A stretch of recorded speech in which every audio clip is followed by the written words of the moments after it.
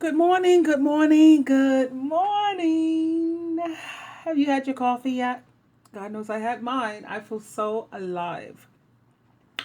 We're back with my baby yet again, Derek Jackson, the man who has written, by the way. You can go on Google and check out all the books that he wrote. I bought all of his books except for one. I forgot the one that I didn't get, but I got all of his books. He's amazing. Now I want to talk about how desperate females always end up with narcissists. Let's listen in to Derek. Let's follow along with him. You know, I love that he said, she said. I love my he said, she said. Jackson, what's happening? So the other day I made a video about a woman that got caught in a very vulnerable time of her life where she was battling cancer and all of that by herself. And a guy came in, he swooped in, did all these nice things with her, but the entire time he just had her as his side chick. But by the time that she found that out, she didn't even have the strength to leave because she was so deep in with him. Now, under that video, there was a comment left by a woman that caught my eye. She said, having a piece of a man is better than having no man at all. Now, I don't know if you saw my other video that I wrote about that, a piece of a man. Are you serious? First of all, if he's a man, you ain't gonna have no piece of a man. Like I said, man, man, meet all needs. Okay. What is a boy? boy, burden on you. That's the last thing we need, honey.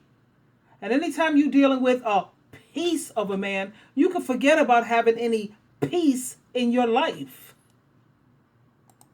Even when other women came and tried to correct her and help her out, she stood her ground. I mean, she defended all men and that were opportunists and taking advantage of women and their vulnerability, or, that refused to settle down, by saying that no man is truly single. Even Betty Wright said that. Now, my grown folks out there, y'all know who Betty Wright is, but for everybody else, Betty Wright is the singer of the song called A Clean Up Woman that was released in, the late 70s or something like that. Basically, that song encourages women that if you have a trash-ass dude that's not going to get any better, he doesn't want to be any better, then don't throw him away, because there are other women out there who will essentially clean him up or... And they can have him. Right, ladies? Treat him like the treasure that he isn't. All right. So I believe that mindset in the 70s, early 80s, it raised a certain population of women that grew up to be what I call Pygmy Women.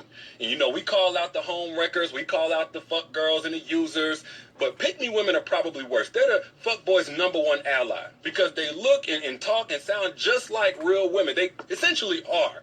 They are intelligent, they're loyal, they can 10x everything that a man has going on in his life. If he has anything going on in his life, a lot of times they're beautiful. The only difference between them and real women is that they've given up on the existence of good men, or given up on hope of them finding one, because they believe there aren't enough to go around. So now they have this, if you can't beat them, then join them mentality. And you'll hear them in real life, and sometimes even in my comment sections, talking to you, telling you that you're naive or bitter, or you're going to be single for the rest of your life because you require a man to either come correct or not at all.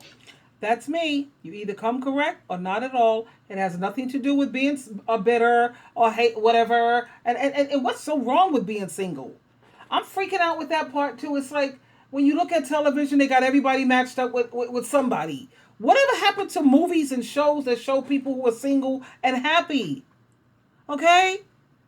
There's a lot of people who are single and they have careers, they have goals, they have things that they're working on. They have so many things that they love to do, like going to TED Talks. They do the learning annex. There's so much more to life than just being with somebody, or you always got to be like married or in a relationship. Why? I have to focus on that. I'm going to show so many more things about being single and happy, because that does exist. It really does. So to those women, I have a message. Because I'm going to give y'all the benefit of the doubt that you don't realize not only are you doing a disservice to all of the women who are sticking to their guns, but you're also doing yourself a disservice by... I like that part he made. Not only are you doing a disservice to other women who are sticking to their guns, women who are not willing to put up with a man cheating on them, beating on them, disrespecting them, but you come along and you're willing to put up with all of that. You know what we should do? I think I said it in another one of my... Put those women in the front line and let's have a war. Kill all those women. Kill them. We don't need them, because they're ruining up the morale of life. They're sitting up here putting up with all this nonsense, and that's why we're in the situation that we're in. And if I had the power, I would destroy Every last one of them. They're messing it up for all the other women who are hanging on to being decent and conducting themselves like ladies, like we're supposed to. By trying to be a pick-me by any means type of woman. Like when it comes to other women, yeah, they require a man to either be right or be wrong with someone else, and you want to be that someone else. That's right. You either be right with me or you could be wrong with someone else. High five, girls. But even with you, do you not know that if you give a fuckboy an inch, he's going to take a marathon? Because as humans, we're not stagnant. We're always moving. We're always evolving or devolving, progressing or regressing. We're going one way or the other. So if you get a man and you don't require him to be better as a man, and he already doesn't require that of himself, what do you think he's going to become in the relationship? Worse. That means that cheating that you excuse, that you're okay with, as long as he comes back home to you, that eventually turns into STDs that he's bringing home, side babies he's coming and telling you about, or another woman that he's fallen in love with because you were cool with him giving other girls the same attention that you was only supposed to be getting. That's true. I think you saw my other videos. My brother gave my sister-in-law HIV. No. Wait, hold up. He gave her AIDS. She died. She died because she was the type that says, well, as long as he comes home and he does right by me, I don't care what he does out there. She had that mentality. Guess what? She's dead now. Like Derek Jackson said, he's out there bringing you home STDs. You sitting up there opening up your mouth, letting him shoot all this stuff all in your mouth and all down your throat. Hell no. Hell no. And don't forget about the side babies that he's making out there on the side. Now he got child support payments. That's taking money away from your household. He's doing less and less for you. He's out there giving attention to females that he should be giving that attention to you.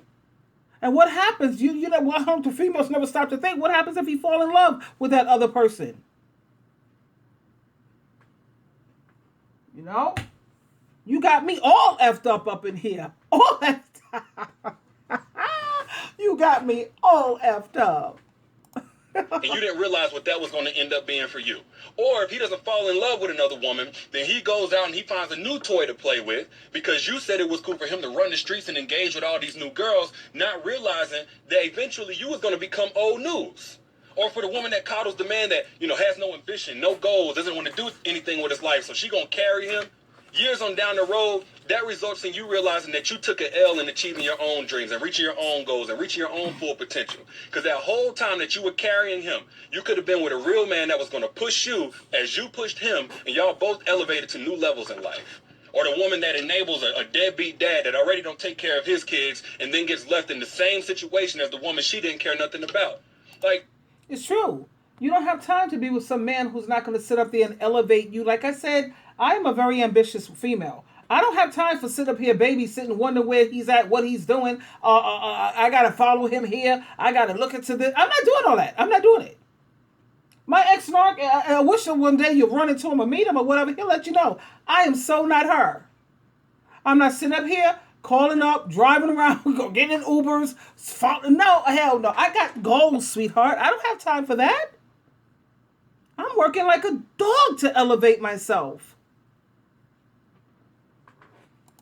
Pygmy women, do y'all not realize that your lack of standards will not make it easier for you to get a man? It only makes you first choice for grown-ass boys, or as she said, a piece of a man, which is going to leave your heart in the same condition, in pieces. That's the end result of being a Pygmy woman. Oh man, I couldn't say that better, honey. I couldn't have said it better. You get yourself, it's better to have a piece of a man than no man at all. It's only going to leave you with a piece of a heart. He's going to break your heart into pieces because that's all you settled for was a piece.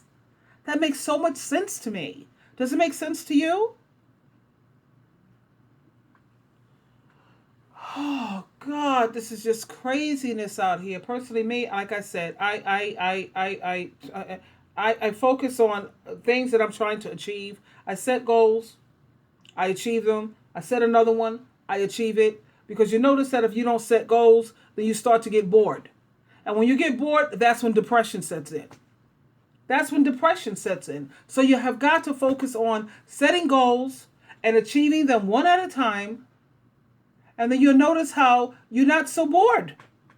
Therefore, without the boredom, You don't have to worry about the depression. Sheila, true love, you always have a choice. Love you to death. Choose wisely, my babies. I love you.